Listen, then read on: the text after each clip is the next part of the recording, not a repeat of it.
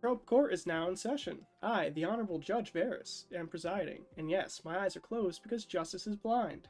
Today's case, the childhood friend love interest trope. Is it a beloved and timeless classic, or a tired cliche? The prosecution may now proceed.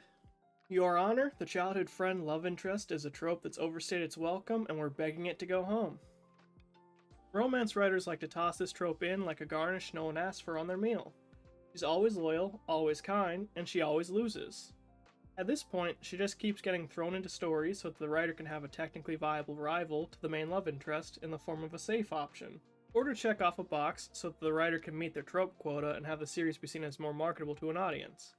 This is especially apparent if, when watching or reading the work, you can tell the childhood friend seems to have nice girl syndrome, where she seems to lack any personality outside of being supportive to the protagonist, sometimes to the extreme of being a surrogate mother for him, cooking, cleaning, etc.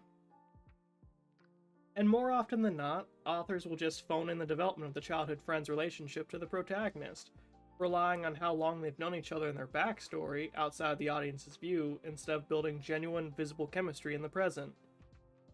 Instead, once another character starts to make moves on the protagonist, it'll suddenly turn out that the childhood friend has always secretly been crushing on him for all along for years without saying anything, which gives the audience everyone's favorite romance trope, a love triangle. Yay. Not. All it does is create needless melodrama, which we've all seen 1,000 times before. And what we really want to be doing is oohing and awing the two real lovebirds of the series. Because, here's the thing, the childhood friend, she's not a rival. She's a narrative speed bump doomed to be a permanent resident of the friend zone. We all know this, and it makes sense, because narratively, due to her shared history with the protagonist, she represents clinging to the past and stagnation, while the main love interest, the new girl, she represents change, growth, and moving into the future. After all, without the new girl being the catalyst that set everything in motion, a childhood friend probably would never have noticed or acted on her feelings. Thus, I ask you, why keep using this trope and hinting at a potential romance that we know will never be, when there are plenty other, fresher dynamics out there to be explored? I say that this trope isn't just tired, it's asleep, and we should let it rest in peace. Besides, who can even relate to it? Despite how common it is in fiction, almost no one has experience with it. Objection! The prosecutor should not be able to make judgments on matters of love because no one has ever loved him. Dude, ouch, what the heck? I'm you, remember? Friendly fire, man. Sustained. Alright, if that's all, will the defense now please present their case? With pleasure, Your Honor. Look, I get it. The prosecution is clearly jaded by all the half-baked versions of this trope. And sure, we've seen a lot of lazy writing where the childhood friend is just there to stir drama before quietly bowing out of the series. But that's not the trope's fault. That's on the execution. This trope works because it's relatable. Tons of real people have been in this position, having a close childhood friend that they secretly crushed on and asked out, or wished they did. The trope does reflect something real. It's just more subtle and personal than flashy new love stories. This trope also has other things working for it that make it endearing. This type of romance is a slow burn that doesn't rely on grand gestures and extreme displays of affection.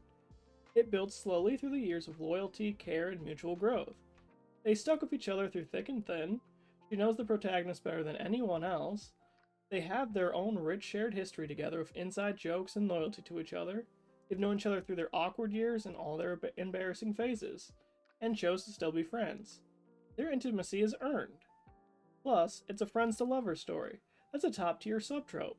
It taps into the fantasy of someone knowing the real you and loving you anyways. Who wouldn't want that?